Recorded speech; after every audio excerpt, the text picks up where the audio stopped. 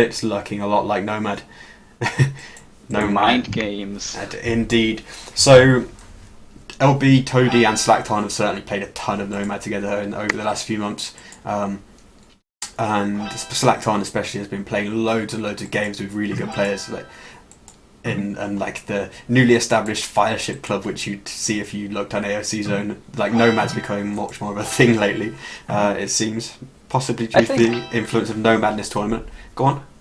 I think Nomad is actually a very fun map to watch, especially. I obviously don't have much playing experience because I'm usually more of the guy that watches streams instead of playing himself. And if given the opportunity, I will co-cast. But Nomad certainly a very fun map to watch, and I guess it's also fun to play since they play it so often. I'm really looking forward to this as well.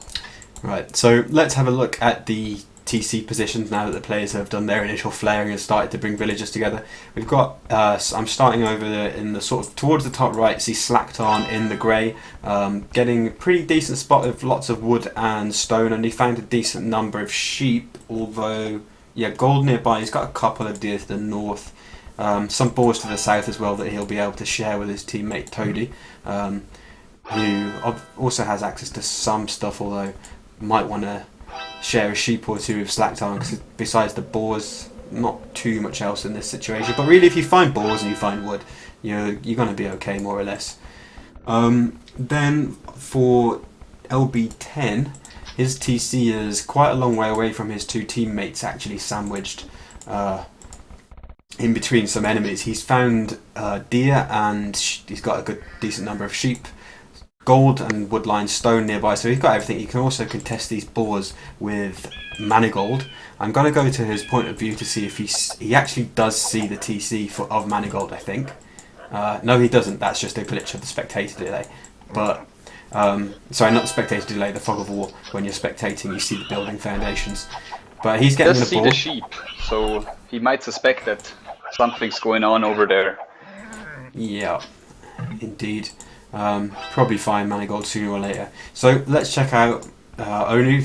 Obviously, while we're in the vicinity, we've got Manigold in purple. He's got access to boars, berries, some sheep. Remains to be seen how many boars he's going to get, because LB's at least going to go and steal one more from near to his TC.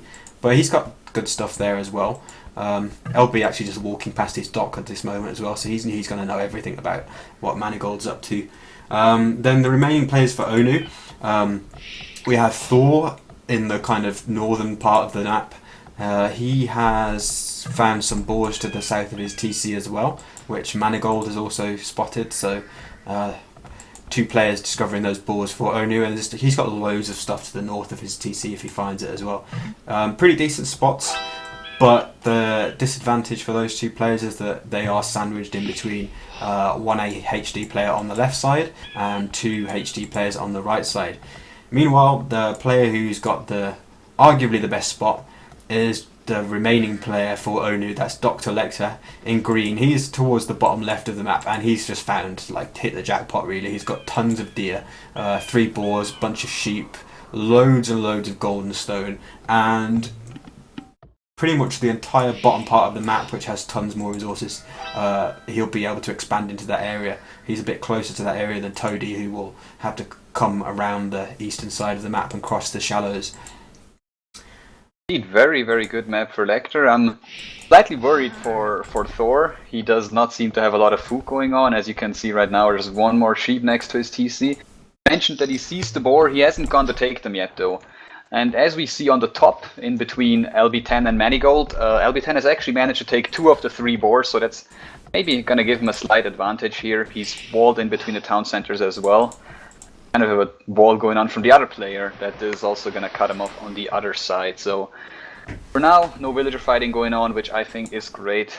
Might also be against the rules, but we never like to see that. At least I don't. Maybe people like to think different.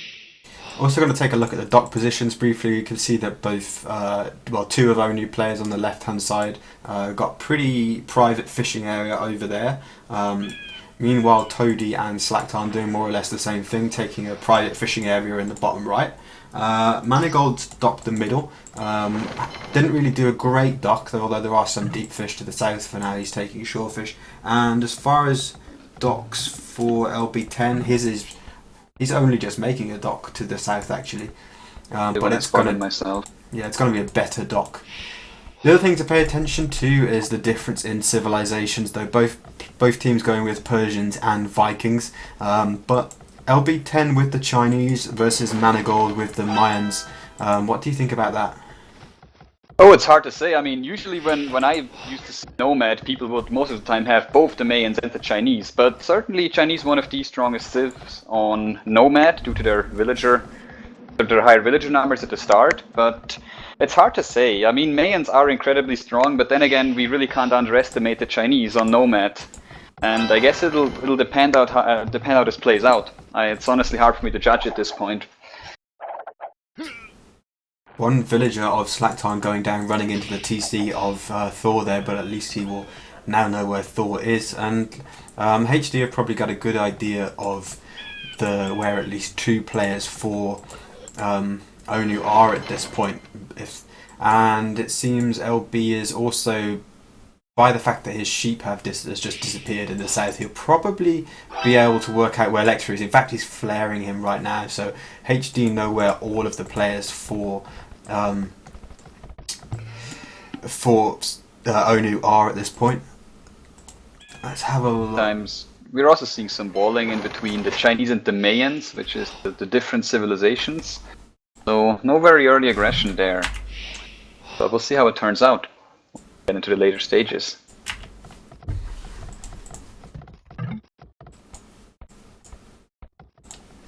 Oh, Lecter has just so many resources, like 10 sheep right next to his TC. He really has hit the jackpot with this spot, as you've mentioned. Yeah, it's absolutely obscene. From a kind of HD buyer's point of view, I'd be most worried if he was sitting over here in this part of the map with all these resources to himself. He was Persians and doing like a really nice boom into Paladins or something. The fact that he's Vikings, though, he may well be going water, so it might be that he's doesn't abuse the spot as much as some of the other civilizations might do. Could be dangerous for LB10 though. We quite often see the Mayan sling on Nomad, and if Dr. Lecter manages to take the water and start slinging Manigold, this could be quite some trouble for LB10 because of the amazing map that he has. He should get a good economy going, and with a sling could be troublesome for LB10, but we will see how it turns out. Certainly nothing is set in stone right now, as these players are fishing away and getting the resources, and will potentially soon go into Feudal Age. And there we have Feudal Age for Dr. Lecter. Maybe for some others. I have actually forgotten to reinstall the spectator dashboard, so you might have to keep track of the upgrades a bit more than I can. Yeah, Sig Galley coming out for Dr. Lecter now, so he's going to make at least 1 galley on the water as the Vikings. Remains to be seen how many more he will make. He's actually made onto 3 docks now, so Lecter is going to grush from that bottom left corner of the map, which, you know, may not be the most successful thing considering the position he is in. He doesn't actually have a clue where, well, his teammates may have actually told him where the docks are at this point. But he's going to be coming from the far left hand of the maps, and HD might have time to ready their defences by that point. It's not as if there is easy prey in terms of enemy fishing it, but he's actually sending those galleys all the way to the north side, so that is going to be one of the most redundant grushes that you see. Rather fast upgrade time, but really not much he's going to be doing with it, as it seems. Galleys are just going to do a lot of traveling, as you've said, and most likely not do anything. I don't see any docks up there. I mean, yeah, there's really nothing he can do. There's not even like any villagers or something he could harass. I've just cycled the fog of war of all the ONU players, and the only dock they know about from the HD team is the middle one from LB10. But obviously Lecter can't get anywhere near LB10's dock like that. Thor has just probably mentioned X that it's landlocked at the top now. And meanwhile, Toady is grushing the middle to take out Manigold's fish. So yeah, definitely more of an effective crush at this point, because he is already in with 4 galleys, 6 galleys actually at this point, and all the fishing ships for Manigold have to run, and I would assume that Thor will also be trouble. His stock is on the other side, how could I forget? Yeah, but Manigold is going to have trouble keeping his fish alive like this. He is not yet in feudal age, and there is no way that Lecter can come to help him anytime soon. A respectable amount of galleys already. Do we see any fishing ships going down? As many is up to the feudal age. There's one fishing ship going down that I just managed to spot, but I will assume there will be more coming to that number. It's also a bit dangerous. Manigold is taking the berries on the shore. If Toady would have actually come there with a galley, he might have been able to pick off 1 or 2 villagers, but I would assume he's going to be able to eat these last berry bush. Then we'll be fine. But it's actually quite important. If Toady wins this Grush and manages to get into Castle Age, he can harass the TC from Manigold quite a bit, which could be problematic. Yeah. Can see in the south those galleys are about to meet. I've just noticed Thor was first up to the Castle Age and he's immediately come and TC the Stone of Manigoldo, which is Manigold, sorry. I'm confusing him with I think a Peruvian player that plays in Medieval Siege as well. And we also see Dr. Lecter walling up, so I would not be surprised at all to see a sling from him. Certainly is somewhat expected, a sling onto the Mayans. I think Manigold did go up quite slow, which would suggest that he's trying to get into Castle Age very soon. And with a sling from the Vikings, certainly could turn out to be a difficult position for LB10 to be in, as he's kind of trapped between these two players, although Dr. Lecter will most likely not be attacking him at all on the land. Lecter is doing a decent job of taking out Slaktarn's fish at this point. He's moved in, hasn't lost a galley just yet, although he is taking a lot of damage to each one. And Slaktarn probably lost 3 or 4 fishing ships and all of that. Toady's going to be able to clean that up in terms of numbers, or at least chase it away. And you're right, I think Toady will be able to take the supremacy on the water and potentially harass the TC of the purple player at some point, because right now his military numbers are looking better on the water and his army is much better grouped together. He does have currently 3 more military than Dr. Lecter, and I suspect it's a small difference, but it can be quite big if they decide to engage. But there are fire ships coming in from Thor, which can of course be a huge support to the galleys of Dr. Lecter. And as far as I can see, there is no supportive fire ships or any of that kind coming from Slaktarn, as Toady is sending his galleys forward. But he might be surprised to find a fire ship as soon as he meets with the armies. But the fire ship is going on its own, so this might be a complete waste of a fire ship and just go down to the respectable amount of galleys that are here. I don't think it'll even be able to pick off a single one. And we see the knights coming out from Slaktarn, who is going to raid Thor. If you look at his southern TC, his third TC, I believe, already 1 villager down, and now he's garrisoning them in the TC, so no more for the moment. But there are knights, there is 1 stable for him. Yeah, and Toady could be about to take big losses in the south if he doesn't spot that and get out of there. But that's a right-click move rather than a patrol from Dr. Lecter, or else a no-attack patrol. But now Toady's going to get caught, and he's going to take a lot of casualties there. But still, he has 27 military compared to the 19 of Dr. Lecter, so if he manages to group up, even if he loses a couple, he should still be fine to defend. Yeah. See Lecter going with coinage now, so he's going to be slinging with all the an abundance of resources to actually send to his allies, given the map that he has. But that means he probably won't be expanding and taking map control and occupying that entire southern and western corner like he could potentially do if he was perhaps the Persians. But instead he's like Viking slinging and just sealing himself into a small area. But speaking of the small area, as you can see, LB10 is already banging on his door with a mangonel and a couple of knights. He knows that Dr. Lecter is slinging, and he will be trying to get into his economy, where he can potentially do a massive amount of damage if he happens to get in. So there's a siege workshop monastery, he's got a stable with, so far not upgraded, the knights, and this mangonel who is battering away at the walls as Dr. Lecter is trying to re-wall behind, but that's going to cost him a lot of resources in the end as well, so it's going to slow down the sling a bit. Maybe this monk will be able to convert the villager. Meanwhile though, we have a purple player dropping a castle on LB10 starting TC. I'm going to assume that he is actually the recipient of the sling. I'm going to cycle the dashboard to see. Actually, it seems that all of the tribute that has been sent so far has gone to Thor at this point. Oh, but look at that! Slaktarn is still raiding with these knights. He was gonna go for some villagers on the what is it? I think it's the western TC, but they garrisoned in time, and only 1 villager of Manigold went down trying to build this TC. Still, the knights are in the eco, and they could potentially harass. And we see 2 mangonels coming in from Slaktarn, who will most likely try to get this TC down. But he has to be careful, there's one knight coming in, and this could be the death of both his mangonels if he isn't careful enough. And I think he will at least be losing one mangonel here. Most likely too, especially with Thor's monk there, he'll be able to convert the knight. And now that's 2 mangonels going down. A little bit of a cheap loss there for Slaktarn. Meanwhile, Toady did take a pretty decent patrol in against Lecter on the south and force him to retreat, so he's going to be protecting Slaktarn's and his own fish for quite a while. And Toady's on the way to Castle Age now, which will make a pretty big difference in terms of his ability to harass, for example, the purple player from the shore. I think the Castle Age could be huge.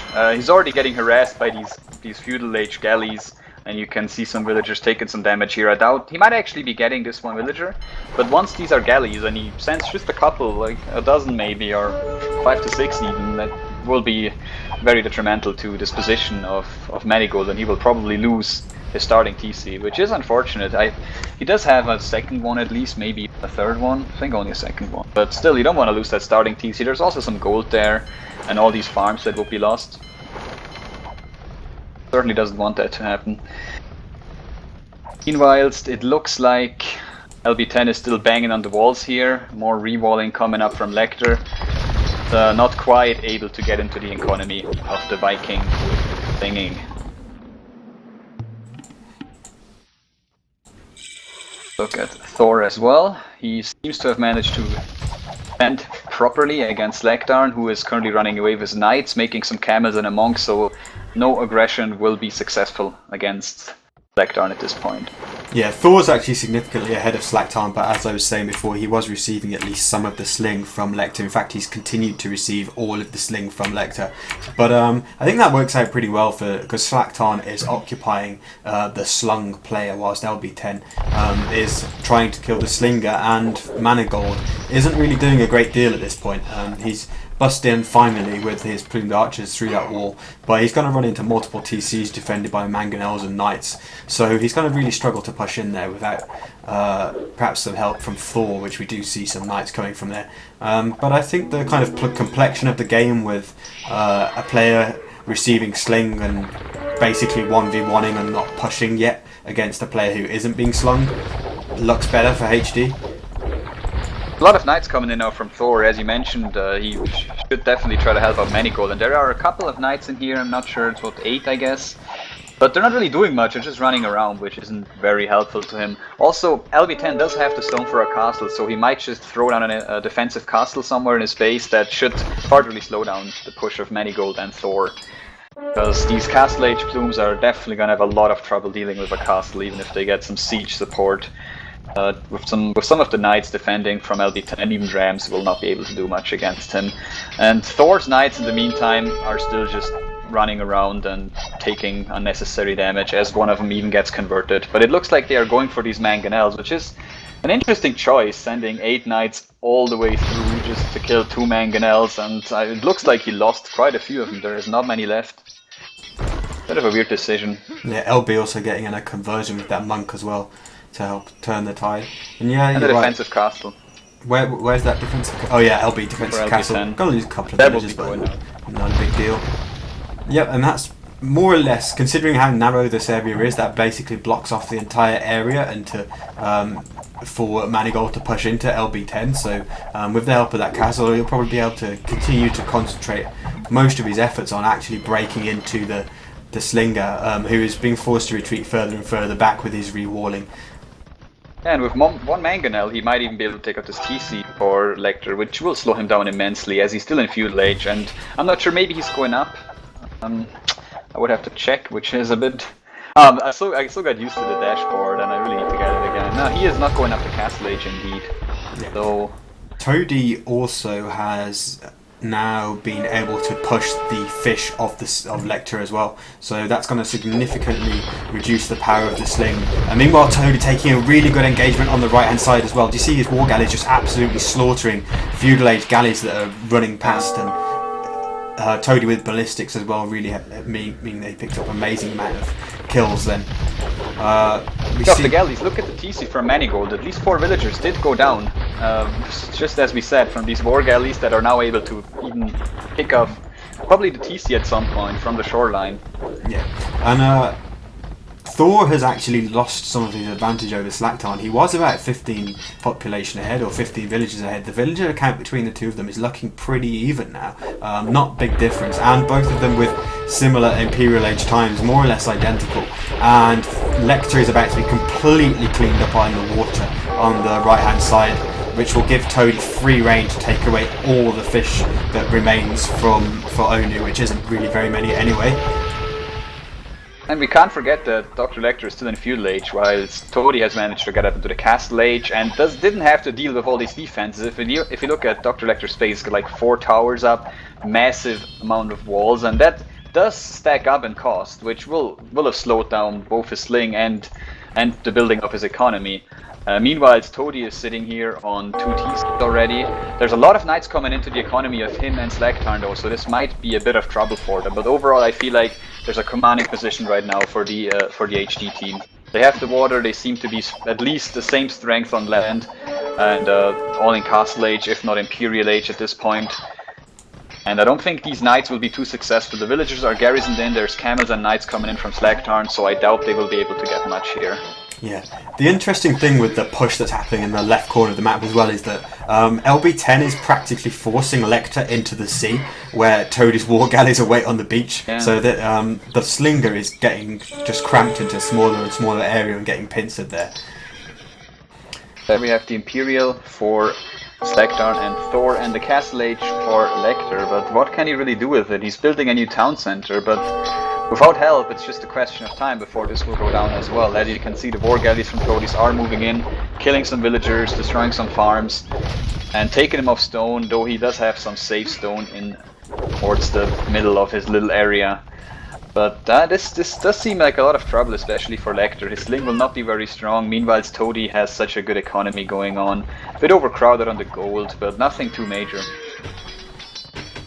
And a castle on the shoreline now for Manigold, which will help him get a bit of breathing ground from, well, that's actually probably a wrong word, but a little bit of free breathing here from these galleys that were harassing him.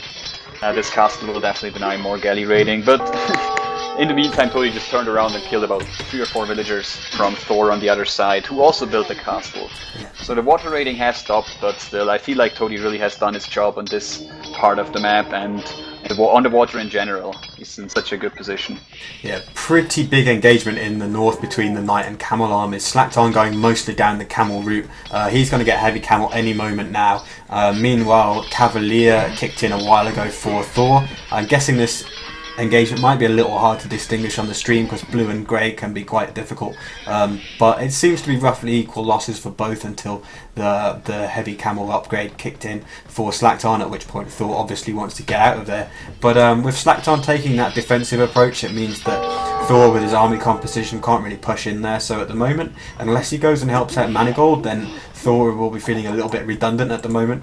And meanwhile, LB is turning his attention to actually dealing with Manigold. He's up to the Imperial Age, getting Cavalier in and also massing up decent amounts of Chukonu now. Some Rams in the Siege Workshop and probably going to be thinking about Treb. So LB, on basically double the score of Manigold at this point, will be able to push in against Purple. And I think Purple and Blue are just going to get sandwiched by Grey and Teal at this point, whilst Toady continues to harass the green from the shore. And it doesn't look like Toady's thinking about doing anything on land at the moment, but what he is doing is expanding and taking control of all that area in the south now, with sending villagers out there to put down new TCs. Taking all of those resources that could have been Lecter's if he'd played a more expansive game rather than a closed-in slinging one. So a lot of Cavaliers are coming now to try and deal with this push from LB10, but LB10 himself does have a significant number of Cavaliers with some Chukudus in the back. Fighting under a castle certainly will give him a great advantage over these Cavaliers from Thor. And I do feel like the castle obviously went down, the first one, and the second castle from Manigold will probably not stay up very long, and as I don't see how they're going to be able to deal with this. Manigold is not an Imperial, they can't go into a Treb War or something. And in the meantime has a lot less population than LB10, and it will be hard for him to hold on to this. It's a bit of a choke point here. The Plume Archers are trying to kill these Cavaliers, but they're mostly firing at the Rams, which pretty much renders them useless at this point. And now finally regroup them, trying to to deal with the cavalry here from LB10. But I feel like even with the Cavaliers from Thor, this will go the way of LB10, as he has some heavy candles as well, which will definitely cause a lot of trouble for these Cavaliers. Yeah. With 3 traps, 4 traps as well, the siege rams, I honestly feel like LB10 will just be able to clean up this area, and they've realized that there's a GG. GG, well played. Yeah, pretty commanding victory for HD there. They're resigning with a 7,500 to 4,800 score lead. And I think it started to turn in their favour pretty much from the point when Lecter's Grush went the wrong way. So Toady seized the advantage and started taking out fish much earlier. I'm going to come back to the room because people are saying that start the game already, and I'm wondering if they need me to come back so that they can actually launch. Sometimes that is the case. But I'll just briefly show things on screen if there's anything. You see Toadie's KD ratio insane.